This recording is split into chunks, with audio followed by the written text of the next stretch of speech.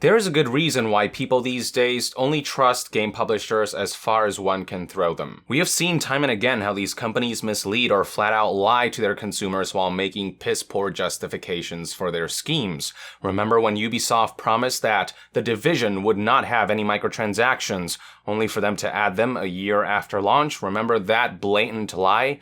Remember when EA tried to justify Star Wars Battlefront 2's locked hero characters with the immortalized sense of pride and accomplishment response, or when they actually had the nerve to try to argue that it wasn't their intention to create a slot machine or to take money from people. Most recently, remember when Bethesda completely oversold Fallout 76 by spouting marketing bullshit right before intentionally releasing a product they knew was woefully half-baked and broken while charging $60, topped off by the falsely marketed collector's edition that came with a crappy nylon trash bag instead of the advertised canvas duffel bag.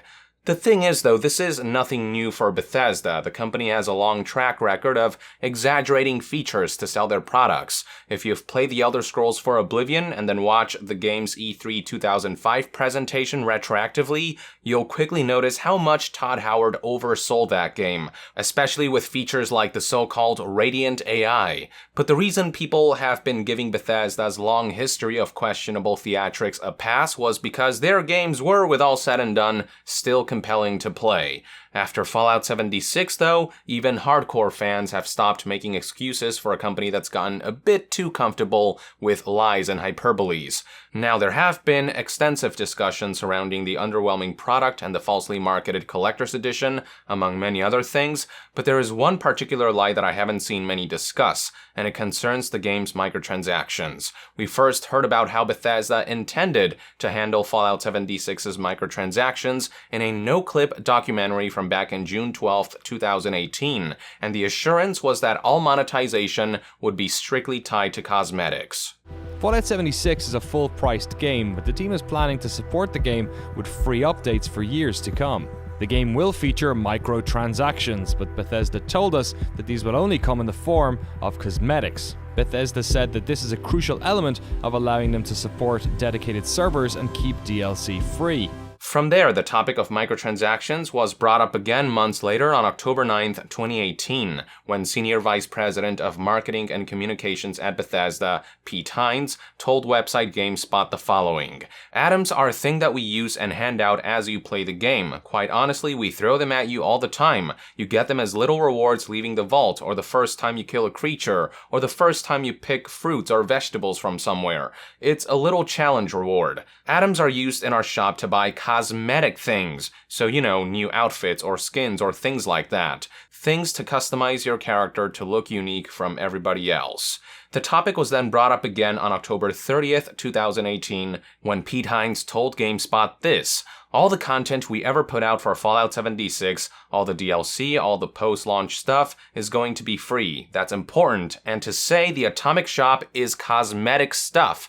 To make sure folks understand, look, there's a line. There are people who have crossed it, but we're going to stay on the right side of it in terms of the things you can spend money on and how this stuff works and what you're getting for your $60. So yeah, suffice to say that Bethesda promised time and again that Fallout 76 microtransactions would be strictly cosmetic and would never cross the line of offering statistical advantage for those who pay extra cash. Unfortunately, it would turn out that Bethesda once again could not resist their habit of bullshitting consumers, having introduced items to Fallout 76's shop that gave players a boost earlier this month.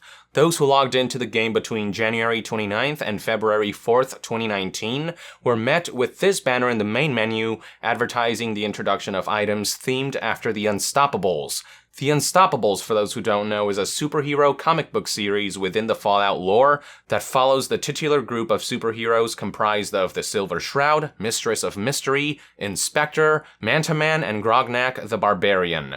Normally, the Unstopables come in the form of comic book issues that you can find scattered throughout the world, each of which grant your character stat bonuses. In Fallout 4, picking up each of the 5 magazines would level up the Unstoppable perk up to level 5, with each level granting a plus 1% chance of avoiding all damage from an attack. And in Fallout 76, finding Unstoppable comics and consuming them will temporarily grant players a chance to avoid damage of a certain type depending on which issue they pick up and use. But for this week-long event, what Bethesda did was add Unstopables outfits that players can purchase in the Atomic Shop. Now, the addition of new cosmetic items into Fallout 76's shop is nothing out of the ordinary, but this is a special case in that these outfits gave players who purchased them a gameplay advantage for a limited time. The description reads as follows: Become unstoppable. Through February 4th, gain plus 15 maximum health for each member of your team wearing a unique Unstopables outfit. Going into the store revealed these items' prices, and as you can see, they are 800 atoms a pop, or the rough equivalent of $8 each, meaning that buying all 4 of them would set you back roughly $32, with the cheapest you can spend being $30 if you take into account extra atoms you get from purchasing more expensive atom packs. Now, the Unstoppables is comprised of 5 members, but the Atomic Shop only featured 4 of them, and that's because one of them could be earned for free via gameplay, the outfit for Mistress of Mystery, which means everyone could play with a plus 15 health bonus. However, the whole point of this event was to encourage players to take advantage of the fact that they can buff their health by up to 60 points if they team up with friends. But the catch there was that everyone in a 4-man team had to be wearing a different Unstoppables outfit for the full effect to apply. The banner here specified that each member of a team must wear a unique Unstoppable outfit. So if all 4 players in a team were wearing the Mistress of Mystery outfit they obtained for free via gameplay, that would only grant them a plus 15 health bonus, not the full 60. So to take full advantage of this event, at least 3 out of 4 players had to spend $8 each to purchase 3 different outfits for a collective total of $24. Obviously, that may have been mitigated somewhat if players happened to have saved up at least 800 atoms earned via gameplay and were able to afford an Unstoppables outfit. But those who spent all their atoms by the time the event began may have had to shell out cash or grind for more atoms. And when it comes to grinding for atoms, the earn rate slows down drastically once players reach a certain point and have completed all of the game's challenges and whatnot. It's all very front-loaded. And with the health bonus offered by these outfits only being a week-long limited-time offer, players lacking the necessary funds might have been pressured into spending real money on one or more of these outfits just so they could take advantage of the benefits quickly and get the most out of the event while it lasted. As for those wondering how big of a deal the health boost really is in Fallout 76, it is definitely significant. Just to put things into perspective, the only way to increase your HP permanently in this game is by putting points into your endurance attribute, and all attributes in this game are capped at a maximum of 15. At endurance level 1, your character starts with 250 health points, and with each additional point to endurance, your health increases by 5. So if you bolster your endurance to its maximum value of 15, that would put your HP at 320. And that's without buffs you can give yourself via consumable items like buff outs and whatnot. In other words, if we take into consideration that you get 5 HP per endurance, 60 HP would be the equivalent of 12 levels or 12 endurance points worth of extra health you can get by simply purchasing Unstoppable outfits and dressing your characters up in a team of 4. And there was a week-long window when players could pay for this benefit. I say was because, as previously highlighted, this limited time buff was only available through February 4th, which means that the event ended a little over 2 weeks ago, meaning that the outfits are still available, they're just not going to grant you that health bonus. But that doesn't change the fact that there was a week-long time period in which Bethesda allowed players to pay for a substantial gameplay advantage. Bethesda essentially engaged in pay-to-win tactics with Fallout 76, despite having stated time and again in the past that all microtransactions would be cosmetics only. While I won't claim that an extra 60 health acts as an automatic win button for Fallout 76, the term pay to win still applies to any monetization system that gives you any kind of competitive or statistical edge in a game. The reason people called Star Wars Battlefront 2's loot boxes pay to win wasn't because you could spend money to literally win a match automatically. Even those who paid for a bunch of advantages via loot boxes had to play matches and work for their victories. They weren't invincible, but they were ahead of the curve in many regards. And that's what Fallout 76 allowed players to pay for in that week-long window. And it's important to call that shit out, especially when it completely contradicts Bethesda's own promises and assurances. Otherwise, Bethesda might get too comfortable pulling stunts like these, they might start to think they can get away with it, they might start to get bright ideas, and they might try something like this again in the not-so-distant future, maybe even push the envelope a few steps further. Do keep in mind that there are still concerns that Bethesda may soon be introducing paid loot boxes into Fallout 76, called lunchboxes in this game, with footage of them in action having been leaked by YouTuber Juicehead, and with data miners having discovered that some of the effects of these loot boxes could involve gameplay boosts, though whether lunchboxes was an old idea that was scrapped, or whether it's something Bethesda intends to implement down the line remains to be seen. Either way, the bottom line is that anything resembling pay to win is completely unacceptable, no matter what shape or form it comes in, no matter what the game, no matter the company, and no matter the type of business model.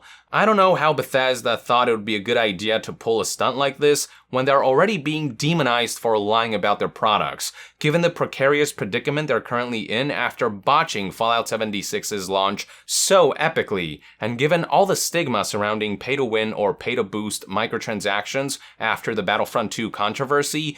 You would think Bethesda would be smarter than this. You would think they'd start backpedaling rather than doubling down on practices that got them into trouble in the first place. All Bethesda has achieved was give skeptics even more ammunition to doubt any assurances or promises the company makes moving forward. How can anyone trust Bethesda when they have effectively proven with Fallout 76 that simple promises like microtransactions will be cosmetic only could turn out to be empty words on their part? There is now record of them flat out lying to consumers about the nature of one of their game's monetization scheme, and so next time they try to assure that microtransactions in an upcoming game will be cosmetic only, people will point to Fallout 76 and the Unstopables Outfits as reason and evidence to not take them at their word, and prudently so. Players were already pissed enough about the cosmetics-only microtransactions, which most agreed were priced far too expensively for what they offered, with $18 to apply a blue skin to power armor being among the most infamous examples. We also can't forget about the holiday-themed Atomic Shop items like the $12 emote bundle and the $20 Santa outfits, which Bethesda misleadingly advertised as discounted prices. That stuff was bad enough, but to start selling items that grant limited-time gameplay buffs, for Bethesda to be okay with this, yeah, if the camel's back wasn't shattered already, it's definitely blown to smithereens now. These are one man's perspective on the situation anyway. I'd love to hear what your take is on Fallout 76's limited time purchasable health bonuses in the comments below. With that, I would like to end this news update and discussion video. Thank you for tuning in. To be further updated on all things gaming news, reviews, and discussions, stay tuned right here on Young Yeah. I'll see you guys next time. Young out.